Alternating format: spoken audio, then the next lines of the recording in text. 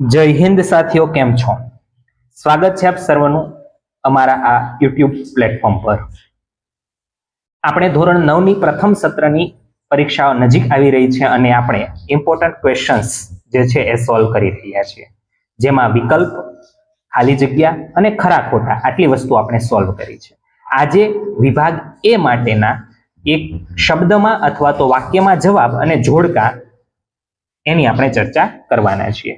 ખૂબ ઇઝી સવાલ છે, એક માર્ક્સના સવાલો છે, એટલે ઝડપથી આપણે શરૂઆત કરીએ આપણા વિડીયોની. તો પહેલો સવાલ છે, આજે આપણને કિંમત આપી છે એનું સાદુરૂપ આપવાનું છે. તો કે આપણને ખ્યાલ છે કે જ્યારે આધાર સરખા હોય, ઘાત જુદી હોય અને વચ્ચે ભાગાકાર હોય તો ઘાતની બાદબાકી થાય. તો 11/1/2 માઇનસ 1/4 ઘાત થશે.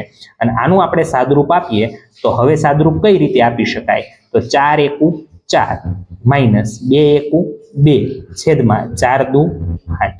ઓકે, લસા લેવાની જરૂર ન પડે. જો આ રીતે નાની સંખ્યા હોય તો કરાય. 4 માંથી 2 જાય તો 2/8, 2 ચોકુ 8, મતલબ કે 11 ની ઉપર અંશમાં કોઈ ઘાત નથી વધી એટલે 1 ઘાત છેદમાં 4 વધી છે એટલે 4.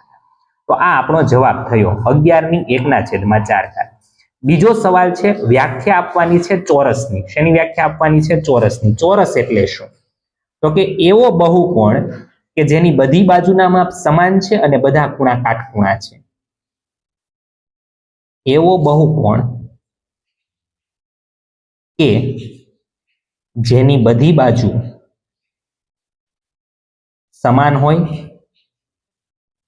અને બધા ખૂણા કાટખૂણા હોય તેને ચોરસ કહે છે. તેને શું કહે છે? ચોરસ કહે છે. તો આ થઈ ગઈ આપણી ચોરસની સિમ્પલ વ્યાખ્યા. પ્રશ્ન 3 જોઈએ હવે આપણે. કિંમત શોધો 125 ની 1/3 ઘાત. 125 ની 1/3 ઘાત. જ્યારે પણ આવું હોય ત્યારે છેદ ઉપર નજર કરવાની. 3 છે તો આ કોઈની 3 ઘાત હોવી જોઈએ. કોની 3 ઘાત છે? 125 5 ની 3 ઘાત છે અને એની પાછી 1/3. ઘાતની ઘાતનો ગુણાકાર થાય આવું આપણે ભણી ગયેલા હોઈએ. તો 3 3 ઉડી જાય તો 5 ની 1 ઘાત. 5 ની 1 ઘાત એટલે જવાબ કેટલો આવશે? 5 જ આવશે. જવાબ કેટલો આવશે? 5. સમતલને કેટલા પરિમાણ હોય છે? તો અહીં પરિમાણ બધાના યાદ રાખજો. બિંદુને 0 પરિમાણ હોય, રેખાને 1 પરિમાણ હોય, પૃષ્ઠને સમતલને 2 પરિમાણ હોય અને ઘનને કેટલા પરિમાણ હોય? 3. તો આનો જવાબ આવશે 2 પરિમાણ હોય છે. કેટલા પરિમાણ હોય છે? 2. 5 નંબરનો સવાલ જોઈએ. તો કે કિંમત શોધવાની છે 16 ની 3/4. છેદમાં કેટલી ઘાત આપેલી છે? 4. તો આ કોઈની 4 ઘાત હોવી જોઈએ અને 16 કોની 4 ઘાત છે આપણને ખબર છે? 2 ની 4 ઘાત છે. 2 દુ 4, 4 દુ 8, 8 દુ 16 અને આપણને 2 નો ગુણાકાર 4 વખત કરતા 16 મળે છે એટલે આપણે કહી શકીએ કે 16 છે 2 ની 4 ઘાત છે. 2 દુ 4, 4 દુ 8 અને 8 દુ 16.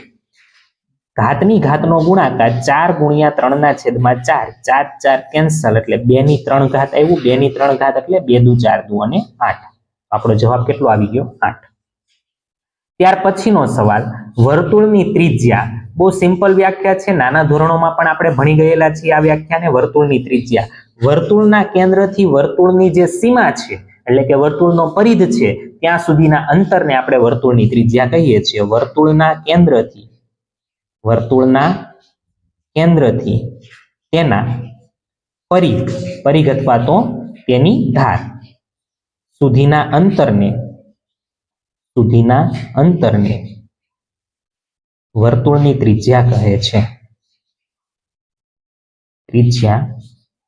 તો આ વર્તુળની ત્રિજ્યાની વ્યાખ્યા થઈ ગઈ. નેક્સ્ટ સવાલ છે 64 ની 1/2 ઘાત. તો કે 64 ની 1/2 ઘાત. છેદમાં શું આપ્યું છે? 2. તો આ કોઈનો વર્ગ હોવો જોઈએ. તો 64 કોનો વર્ગ છે? 8 નો વર્ગ. આખાની 1/2.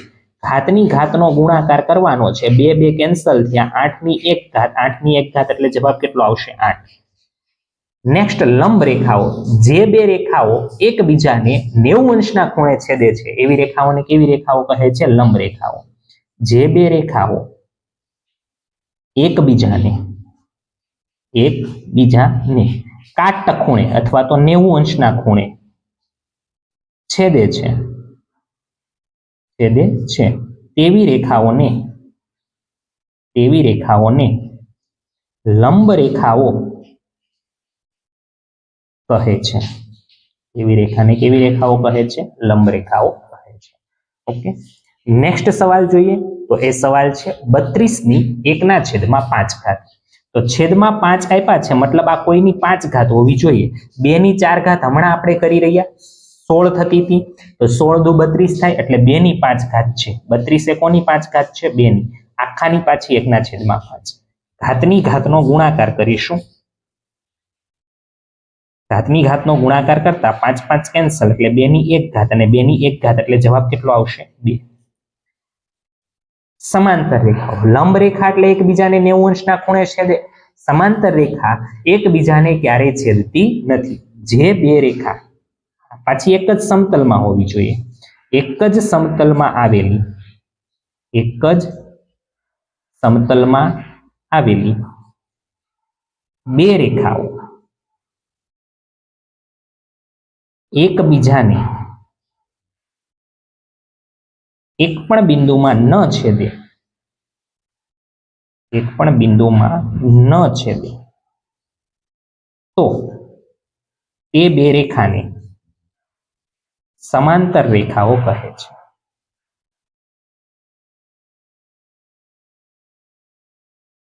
સમાંતર રેખાઓ કહે છે. તો સમાંતર રેખાની વ્યાખ્યા થઈ ગઈ.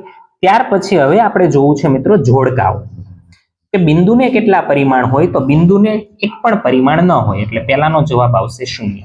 સમતલને લંબાઈ અને પહોળાઈ હોય, એટલે એનો જવાબ આવશે 2.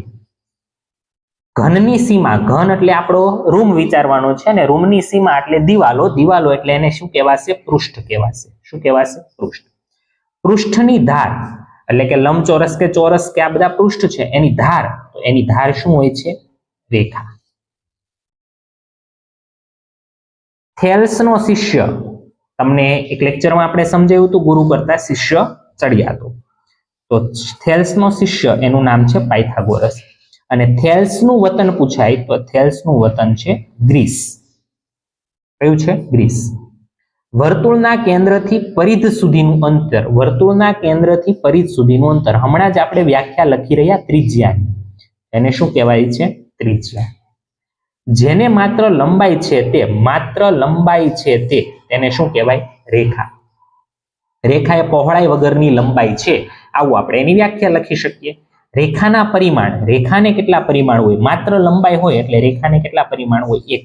અને ઘનના પરિમાણ, ઘનને લંબાઈ, પહોળાઈ, ઊંચાઈ, આવા 3 પરિમાણો હોય છે.